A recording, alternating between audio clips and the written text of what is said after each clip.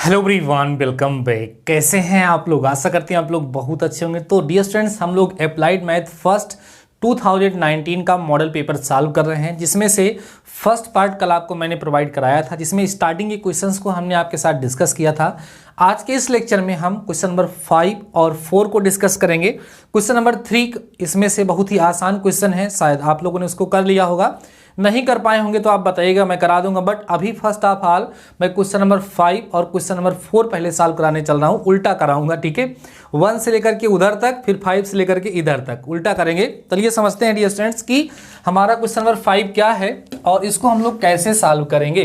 Dear students, हमारा है कह रहा निम्न में से किन्हीं दो भागों को हल कीजिए। ये तो आपको पता ही है कि इसमें 3 दिए होते हैं, इसमें से आपको 2 करना होता है, लेकिन हम तीनों यहां पर सॉल्व करके आपको दिखाएंगे।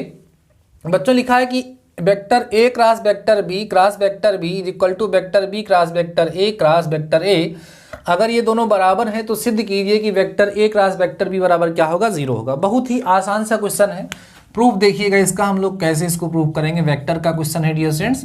आप कहोगे since vector A cross vector B फिर क्रॉस वेक्टर बी इक्वल है vector B cross vector A cross vector A के। अब ध्यान देना सभी लोग, इसको डियर स्टूडेंट्स हम लिख सकते हैं this implies that vector A cross vector B फिर से cross vector B is equal to, यहाँ माइनस लगा देंगे और लिखेंगे minus vector A cross vector B cross vector A. क्यों ऐसा लिख दे रहे हैं डियर स्टूडेंट्स? क्योंकि जो वेक्टर जैसे हमारे पास लिखा हुआ है vector B cross vector A, तो इसको हम लोग minus vector A cross vector B आराम से लिख सकते हैं। माने जो क्रॉस प्रोडक्ट होता है उसमें अगर हम लोग उसके ऑर्डर को चेंज कर देते हैं, उसकी वैल्यू माइनस में आने लगती है। अब इसको हम इधर की तरफ ट्रांसफर करेंगे। This implies that vector A cross vector B, फिर बच्चों कितना लिखा है cross vector B plus vector A cross vector B और क्रॉस वेक्टर ए बराबर में आपका 0 हो जाएगा। अब इस पूरे में अगर आप ध्यान दो तो आपको dear students vector A cross vector B common मिल जाएगा। यहाँ बचेगा आपके पास वेक्टर बी प्लस में वेक्टर ए बराबर 0। अब इसको हम 0 करेंगे या तो इसको 0 करेंगे, लेकिन ये दोनों का सम तो 0 हो नहीं सकता। आप कहोगे ऐसे बोल देना dear students, vector B plus vector A does not equal to 0 लेने पर। ठीक है, इसको हम ये लेंगे कि इसका मान 0 नहीं है, तो 2 नंबर का प्रोडक्ट तभी 0 होगा। ये नहीं है तो ये होगा, तो vector A cross vector B बराबर क्या हो जाएगा, 0 हो जाएगा। और यही आपको प्रूव करना। देखो कितना छोटा सा और कितना प्यारा सा क्वेश्चन है डियर स्टूडेंट्स, लेकिन ये आपके एग्जाम में 5 मार्क्स का पूछा जा चुका है। तो क्वेश्चंस प्रीवियस ईयर के क्वेश्चन डियर स्टूडेंट्स रिपीट होते हैं, सो आप लोग इसको नोट करिए। देन हम लोग डिस्कस करते हैं अपना नेक्स्ट क्वेश्चन। इसका जो है सेकेंड पार्ट हम आपके साथ डिस्कस करते हैं, जिससे आप लोग बढ़िया से अपनी तैयारी कर पाएंगे। इसके बाद डियर स्टूडेंट्स हम ये सोच रहे हैं कि आपको 2018 का मॉडल पेपर सॉल्व कराया जाए। ठीक है, बाकी अगर आप लोग किसी स्पेशल ईयर के प्रीवियस ईयर पेपर की डिमांड करते हैं तो हम कराएंगे, कोई दिक्कत नहीं है। बच्चों देखो इसका बा वाला पार्ट जो है, बा वाले पार्ट में लिखा हुआ है कि एक कण द्वारा t समय में चलित दूरी s बराबर, ध्यान देना, s बराबर 180t और माइनस 16t स्क्वायर। ठीक है, कण का वेग तथा त्वरण ज्ञात कीजिए, समय ज्ञात करो जब वेग 0 है। डियर स्टूडेंट, जो हमारे पास दूरी का इक्वेशन दिया गया है, अगर दूरी का हम लोग समय के सापेक्ष अवकलन करते हैं तो हमें वेग प्राप्त होता है, और वेग का फिर से अगर आप समय के सापेक्ष अवकलन करते हैं तो आपको त्वरण प्राप्त होता है। ठीक है, तो देखिए इसका सोल्यूशन करिए। वेग भी निकालना है और त्वरण भी निकालना है। सोल्यूशन आप करोगे डियर स्टूडेंट्स, आप कहोगे s इक्वल टू आपको दिया है 180t माइनस 16t स्क्वायर। अवकलन करोगे t के सापेक्ष तो ds बाई dt आएगा, 180 बाहर आएगा, यहाँ लिखोगे d by dt of t minus 16 बाहर आकर के यहाँ आएगा d बाई dt ऑफ क्या बच्चों, t स्क्वायर। समझ आ रहा है? सॉल्व करेंगे आपको मिलेगा ds by dt is equal to, यहाँ तो हो जाएगा 180 माइनस यहाँ हो जाएगा 32t। सिंपल सा।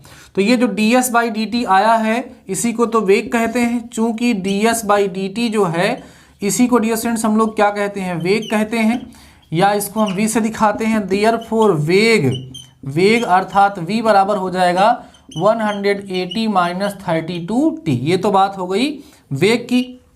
ठीक है। उसने कहा है कि जब इसने बोला है बच्चों जब वेग शून्य होगा तो समय ज्ञात करिए। तो इसी हम कर लेते हैं। आप कहेंगे यदि वेग माने v बराबर 0 तो हमें क्या करना है, समय निकालना है। तो आप जब इसको करोगे तो आपको यहाँ से मिल जाएगा डियर स्टूडेंट्स कितना, 180 minus 32t is equal to 0।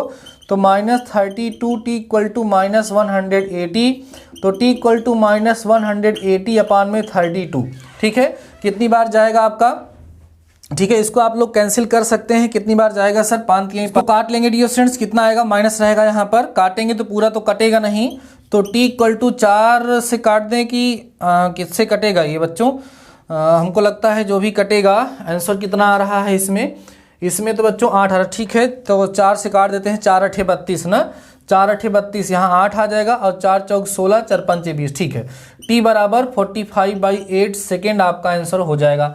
अभी इसने त्वरण भी पूछा है डियर स्टूडेंट्स। अगेन देखिए ध्यान से, अगेन फिर से आप बात करेंगे यहाँ पर v बराबर कितना दिया है आपको, 180 माइनस 32t। तो आपको निकालना क्या होगा, dB/dt, तो हो जाएगा d/dt ऑफ 180 माइनस 32 बाहर करके d/dt ऑफ t हो जाएगा। तो dB/dt जब निकालेंगे तो इसका अवकलन 0 होगा और इसका माइनस में 32 हो जाएगा। तो dB/dt इक्वल टू कितना हो गया, माइनस 32। ये जो है इसी को तो बच्चा लोग क्या कहते हैं, हम लोग त्वरण कहते हैं। dB/dt जो हमारा है इसी को तो हम लोग a से दिखाते हैं और इसी को तो हम त्वरण कहते हैं। तो a बराबर कितना हो जाएगा, माइनस 32 आ जाएगा। तो यहाँ से आपको एक सीख भी ये मिलती है डियर स्टूडेंट्स कि जब हमें कहीं पर भी दूरी वाला फलन दिया गया होगा, तो उसका जब आप एक बार अवकलन करेंगे, एक बार जब उसको डिफरेंशिएट करेंगे तो आपको वेग मिलेगा। उसके बाद डियर स्टूडेंट जब उसको आप दूसरी बार डिफरेंशिएट करेंगे तो आपको त्वरण मिलेगा। क्योंकि इसमें कहा था कि जब वेग 0 होगा तो वह समय आप बताइए, तो हमने वेग को 0 करके वह समय यहाँ पर निकाल दिया। ठीक है, अच्छा क्वेश्चन है, नोट कर लीजिए। चलिए अब हम लोग देखते हैं इसका थर्ड पार्ट क्या आया था। ऐसे ही क्वेश्चंस डियर स्टूडेंट्स आपके एग्जाम में जो है पूछे जाते हैं। ठीक है, चलिए समझिएगा। अगला क्वेश्चन है बच्चों, कह रहा है सिद्ध कीजिए कि या सिद्ध करो कि। देखो क्या सिद्ध करना, बड़ा अच्छा क्वेश्चन ये भी है डियर स्टूडेंट्स। देखिएगा यहाँ पे लिखा है सिद्ध कीजिए कि। देखते हैं क्या सिद्ध करना भाई। ये प्रतिलोम त्रिकोणमितीय फलन का क्वेश्चन है। सिद्ध कीजिए कि क्या सिद्ध करना है sir, 2 tan inverse 1/5 plus tan inverse 1/7 plus 2 tan inverse 1/8 is equal to π/4। समझ आ रहा है? तो देखो हम लोग कैसे इसको सॉल्व करेंगे। तो डियर स्टूडेंट देखो इसको लेफ्ट हैंड साइड लेकर के हम लोग सॉल्व करते हैं। LHS ले लेते हैं। LHS हमारा कितना है, 2 tan इनवर 1/5 है प्लस 2 tan इनवर बच्चा लोग यहाँ पे 1/8 है प्लस tan इनवर जो है यहाँ पर 1/7 है। इन दोनों को हम साथ में क्यों ले रहे हैं, क्योंकि इन दोनों में 2 कॉमन हो जाएगा। अब जब बच्चा लोग यहाँ पे 2 कॉमन होगा तो बचेगा कितना, tan inverse 1/5 plus tan inverse 1/8 plus tan इनवर 1 कितना बच्चों 7। अब यहाँ पर हम लोग tan इनवर a या आप कह सकते हैं tan inverse x plus tan inverse y का फार्मूला लगाएंगे। तो क्या हो जाएगा, tan inverse x plus y अपान में 1 माइनस एक्स वाई। ये tan inverse x plus tan inverse y का बच्चों फार्मूला होता है। ये फार्मूला यहाँ पर हम लोग अप्लाई करेंगे और देखेंगे क्या मिलेगा हमें। 2 बाहर रहने दीजिए, यहाँ हो जाएगा आपका tan इनवर 1/5 प्लस 1/8 अपान 1 माइनस 1/5 इंटू 1/8 और प्लस में tan इनवर 1/7 यहाँ पर हम रहने देते हैं। अब इसको सॉल्व करते हैं। 2 यहाँ होगा बच्चों tan इनवर, ठीक है, 8 5 13, 13/5 गुणे 8 है, रहने देते हैं इसे। 8 5 40 में से एक गया बच्चों 39 और बटे में कितना आ जाएगा यहाँ पर, वही 5 गुणे 8 माने 40 और प्लस में हो जाएगा हमारे पास tan इनवर 1/7। ये और ये कट जाएगा और 13 3 39, तो आपको मिलेगा 2 इंटू tan इनवर 1/3 और प्लस में बच्चों आ जाएगा tan इनवर 1/7। अब यहाँ पर इसको हटाइए और 2 tan इनवर x का फार्मूला लगाइए। फार्मूला होता है डियर से 2 tan इनवर x का फार्मूला क्या होता है, tan इनवर क्या होगा, tan इनवर 2x माने 2/3 अपान 1 - स्क्वायर मीन्स 1 - 1/3 का whole square plus tan inverse 1/7 यहाँ पर रहेगा। अब देखो जब इसको सॉल्व करोगे तो क्या मिलेगा आपको, tan इनवर 2/3, यहाँ डियर स्टूडेंट सॉल्व करोगे तो यहाँ 8/9 आएगा। कितना आएगा, 8/9 आएगा। और प्लस में आपके पास यहाँ मिलेगा tan इनवर 1/7। सॉल्व करिएगा आपको तो बच्चों ये 3 3 9 हो जाएगा और 2 चौके 8 हो जाएगा, माने 3/4 आएगा। tan इनवर 3/4 और प्लस कितना आ गया, tan इनवर 1/7। समझ आ रहे हैं बातें। अब यहाँ पर आप लोग क्या करिए, फिर से dear students tan inverse x plus tan inverse y की सर्वसंख्या वो फार्मूला आप अप्लाई कर दीजिए। तो आपका हो जाएगा tan inverse x plus Y माने 3/4 प्लस 1/7 अपान 1 माइनस 3/4 इंटू में कितना हो जाएगा बच्चों, 1/7। ठीक है, सॉल्व करिए tan इनवर। आप सॉल्व करोगे जब यहाँ पर तो 7 त्रिक 21, 7 त्रिक 21 4 25 हो जाएगा ना। तो 25 अपान में 28 यहाँ आएगा और यहाँ पर भी आप देखेंगे तो 25 अपान 28 ही आएगा। तो ये पूरा हो जाएगा बच्चों आपस में कैंसिल। आपको मिलेगा यहाँ पर कितना, tan इनवर 1। ठीक है, और 1 जो है डियर स्टूडेंट्स वो π/4 की वैल्यू होती है, तो यहाँ आ जाएगा tan इनवर और कितना, tan π/4। अब ये tan इनवर से tan खत्म होकर के आपको मिलेगा केवल π/4, जो कि इक्वल है किसके, राइट हैंड साइड के। और यही आपको क्या करना था, प्रूव करना था। हम लिख देंगे हैंस प्रूव्ड। समझ आ गई बातें। ये है इस क्वेश्चन को सॉल्व करने का तरीका। और डियर स्टूडेंट्स आपको हम बताएं कि इस तरह का एक क्वेश्चन आपके एग्जाम में जरूर आएगा प्रतिलोम त्रिकोणमितीय फलन का। तो क्वेश्चन नंबर 5 जो है उसमें से 2 पार्ट आपको सॉल्व करना होता है, 3 पार्ट्स आपको गिवन होते हैं। तो उन 3 के 3 पार्ट्स को हमने आपको सॉल्व करा दिया। अब बचा है हमारा क्वेश्चन नंबर 4, क्योंकि इसके पहले वाला आप लोग कर चुके हैं। अब आइए हम लोग बात करेंगे डियर स्टूडेंट्स क्वेश्चन नंबर 4 की। और क्वेश्चन नंबर 4 में भी हमारे पास 3 क्वेश्चंस होंगे जिन्हें हमें क्या करना होगा, सॉल्व करना होगा। अच्छे से प्रैक्टिस आप लोग करते रहिए। मुझे लगता है कि अगर आप लोगों ने स्टार्टिंग से सारे लेक्चर्स को देखा है तो आपकी प्रिपरेशन काफ़ी अच्छी हो गई होगी। क्वेश्चन नंबर 4 को देखिएगा, क्या है हमारे पास क्वेश्चन नंबर 4 बच्चों। क्वेश्चन नंबर 4 में कह रहा है निम्नलिखित में से किन्हीं 2 भागों का उत्तर दीजिए। बड़ा अच्छा क्वेश्चन है। इसमें आ वाला पार्ट देखिए क्या कह रहा है। इसमें बच्चों कह रहा है कि यदि x बराबर r cos थीटा, ठीक है, y बराबर r sin थीटा, ठीक है, उसके बाद फिर कह रहे हैं r बराबर a इंटू 1 प्लस कितना cos थीटा, तो कह रहे हैं आप dy/dx ज्ञात कीजिए। केवल क्वेश्चन को घुमाया गया है, dy/dx की वैल्यू को पूछ रहा है। थोड़ी सी प्रोसेस लेंदी होगी, थोड़ी सी प्रोसेस आपको करनी पड़ेगी। बाकी क्वेश्चन काफ़ी अच्छा है, सॉल्व करते हैं हम लोग। देखो डियर स्टूडेंट्स कैसे करेंगे इसको हम लोग, ठीक है, कैसे करेंगे आप लोग इसको समझिएगा। देखो बच्चों, चूंकि x बराबर r cos थीटा दिया है तो r का मान भी दिया तो उसको लाके रख दो। x बराबर r का मान कितना है, a into 1 plus cos theta, ठीक है, ये r हो गया और इंटू में कितना cos थीटा। इस cos थीटा को अंदर मल्टीप्लाई कर दो, x बराबर a cos थीटा और प्लस बच्चों कितना हो जाएगा cos स्क्वायर थीटा। ये हो गया x। अब इसका हम किसके सापेक्ष अवकलन करेंगे, थीटा के, क्योंकि ये प्राचलिक फलन है।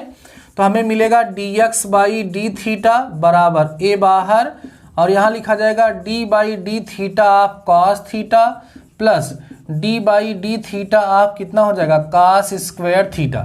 तो आपको मिलेगा dx/d थीटा बराबर a, cos थीटा का अवकलन करोगे तो आएगा बच्चों कितना माइनस साइन थीटा, इसका कितना होगा 2 cos थीटा, लेकिन d/d थीटा cos थीटा का फिर से अवकलन निहित फलनों की तरह अवकलन हो रहा है डियर स्टूडेंट्स। आपको यहाँ से मिलेगा dx/d थीटा बराबर a माइनस साइन थीटा और फिर यहाँ आ जाएगा -2 साइन थीटा इंटू में कितना cos थीटा। समझ आ रहा है। तो यहाँ से आपको मिलेगा dx/d थीटा बराबर माइनस a साइन थीटा बाहर कर लेता हूँ, यहाँ 1 बचेगा, यहाँ पर बच्चों आप लोग बचेगा 2 cos थीटा।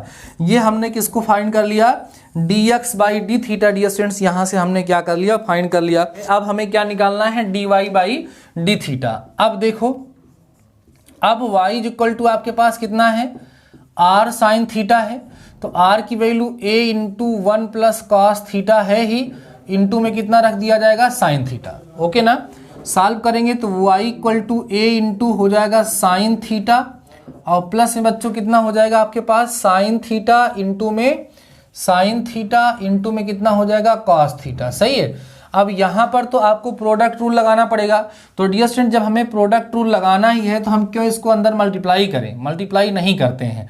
ठीक है, हम लोग क्या करते हैं 1 plus cos theta into sine theta लिखे रहते हैं और यहाँ लगा देते हैं प्रोडक्ट रूल। तो क्या आएगा d y by d theta बराबर ए तो पूरी तरीके से बाहर होगा 1 plus cos theta d by d theta कितना साइन थीटा और प्लस बच्चों यहाँ हो जाएगा आपके पास साइन थीटा और डी बाई डी थीटा आप 1 प्लस कितना हो जाएगा कॉस थीटा हो जाएगा। समझ आ रही हैं बातें। चलो अब इसको सॉल्व करोगे तो आपको मिलेगा d y by d theta बराबर ए इंटू साइन थीटा का अवकलन कॉस थीटा होगा तो 1 प्लस कॉस थीटा इंटू में आ जाएगा कॉस थीटा प्लस यहाँ पर बच्चों कितना होगा साइन थीटा, इसका माइनस साइन थीटा हो जाएगा माइनस साइन स्क्वायर थीटा हो जाएगा। बात समझ में आ रही है।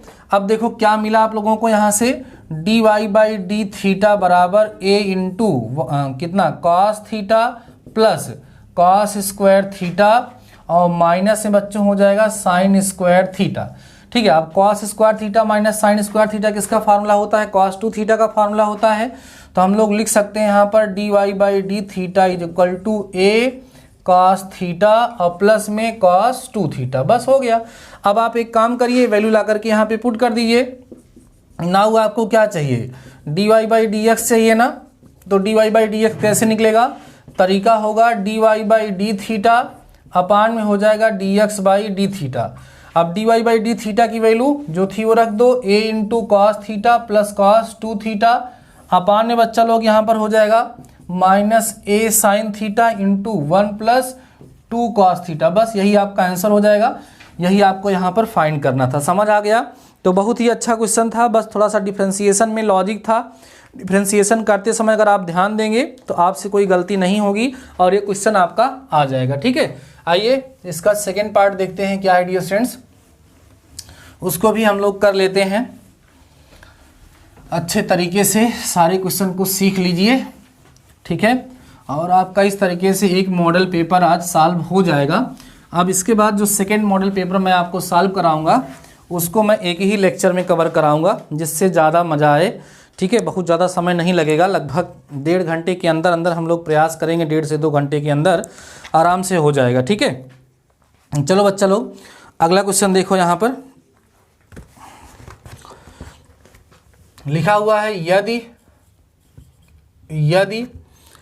y बराबर e की power kx into a cos n x plus b sine n x तो सिद्ध कीजिए कि क्या सिद्ध करना है d2y upon dx2 minus 2k dy by dx plus k square plus n square into में y इक्वल टू 0। काफ़ी अच्छा क्वेश्चन है। कैसे आप लोग करेंगे पहले आप लोग समझ लीजिए, थोड़ी सी प्रोसेस इसकी लंबी होगी बट क्वेश्चन बहुत दमदार है। डियर स्टूडेंट देखो, सबसे पहले आप एक काम करोगे, यहाँ लिखोगे चूंकि y इक्वल टू ई की पावर kx है इंटू में a sine n a cos कितना है a कॉस आपके पास nx है प्लस b साइन क्या है nx है। सबसे पहले आपको इसका एक बार अवकलन करना होगा, कैसे प्रोडक्ट रूल लगा करके। तो क्या आएगा dy बाई डी एक्स बराबर प्रथम फलन और दूसरे का क्या करना पड़ेगा बच्चों अवकलन a cos n x plus b sine कितना एन एक्स और प्लस दूसरा फलन माने a cos n x plus b sine n x और फिर d बाई डी एक्स आप e की पावर kx माने प्रथम फलन। प्रोडक्ट रूल लग गया, सॉल्व कर डालिए। dy by d x is equal to e की पावर kx हो गया। अंदर जाओगे इसका अवकलन जब करोगे तो a बाहर हो जाएगा और d बाई डी एक्स आप बच्चों cos nx करना होगा, b बाहर होगा, d बाई डी एक्स आप साइन nx करना होगा। ठीक है, और प्लस में a cos nx आएगा प्लस b साइन कितना आएगा nx आएगा, और इसका अवकलन करोगे तो e की पावर kx ही आएगा, लेकिन सामने k लग जाएगा। इतनी बात समझ में आई सबको? सॉल्व करते चलो बच्चों। dy by d x is equal to करोगे तो आएगा e की पावर kx। अब इसको समझो, cos x का अवकलन कितना होता है माइनस साइन x, तो माइनस a साइन nx आ जाएगा, लेकिन n सामने आएगा क्योंकि nx का फिर से अवकलन होगा। ऐसे ही प्लस में बच्चों यहाँ bn आएगा और कितना आएगा साइन नहीं cos nx हो जाएगा। साइन का अवकलन क्या होगा cos nx हो जाएगा, और प्लस यहाँ k होगा। और बच्चा लोग यहाँ पर आप देखोगे तो a cos nx ठीक है plus b sine nx into e की पावर kx, ये आप लोग देख पा रहे होंगे। अब आप ध्यान दो, पूरे में जो कॉमन हो पा रहा है उसको आप लोग कॉमन ले सकते हैं, केवल e की पावर kx होगा बच्चों। और आप लोग इसी के बाद फिर से डिफरेंस, थोड़ी सी प्रोसेस बहुत ज़्यादा लंबी हो रही है, टाइम टेकिंग होगा, तो e की पावर kx इसमें से कॉमन लेकर के देखिएगा, जो आपस में जुड़ पाएंगे जोड़ लीजिएगा, कट पाएंगे तो काट लीजिएगा।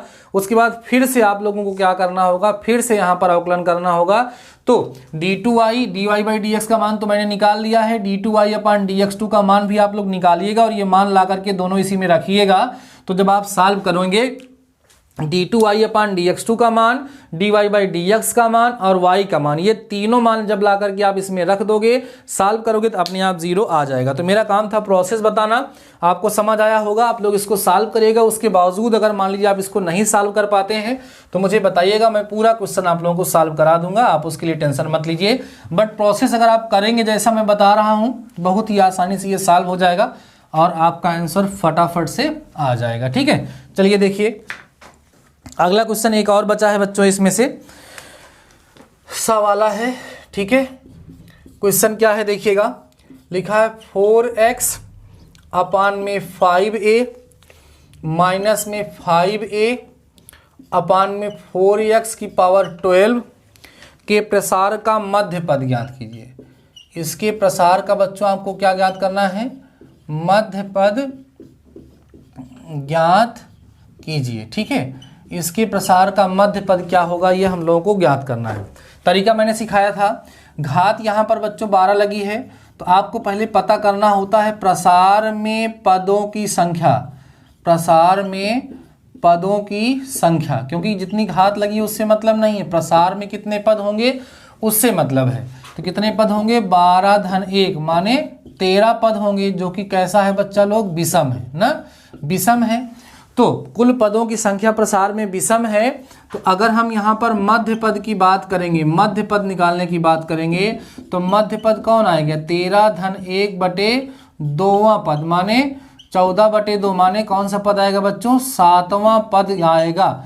तो हमें मध्य पद निकालना है, तो मध्य पद जो आएगा वो क्या होगा, 7वां पद। तो 7वां पद तो आएगा ही ना, तो आपको निकालना है T7। फार्मूला क्या होगा, NC6 और x की पावर बच्चों कितना होगा बताइएगा, मतलब डायरेक्ट कर लेते हैं। ठीक है, T7 निकालना है यहाँ से, तो 12C6 एक कम हो जाता है, और उसके बाद फिर इसकी पावर जो है घटती है ना, तो ये पावर हो जाएगा आपका 4x अपान में 5a और होल की पावर 12 माइनस 6 इंटू में माइनस 5a अपान में कितना 4x की पावर में भी बच्चों कितना लग जाएगा, 6 लग जाएगा। अब आपको पता ये दोनों तो आपस में कट ही जाएंगे, सब कुछ बचेगा थोड़ी ना। तो T7 जो होगा हमारा वो 12C6 होगा, 12C6 होगा माने मध्य पद आपका जो होगा, मध्य पद जो इसने पूछा यहाँ पर, इसका जो मध्य पद होगा वो कितना हो जाएगा, 12C6 हो जाएगा। और यही बच्चों आपका क्या हो जाएगा, आंसर आ जाएगा। ठीक है, आई होप आपको ये समझ में आ गया होगा कि क्या होगा, कैसे होगा। तो इस तरीके से डियर स्टूडेंट्स आपका जो 2019 का मॉडल पेपर था वो अच्छे तरीके से सॉल्व हो गया है, आप लोगों ने भी सॉल्व किया था। हो सकता है कि आप लोगों को इसमें भी थोड़ी सी दिक्कत हो, लेकिन मुझे लगता है कि आप लोग इसको कर लेंगे। क्वेश्चन नंबर 3 में भी 1-2 क्वेश्चन हमें दिख रहे हैं।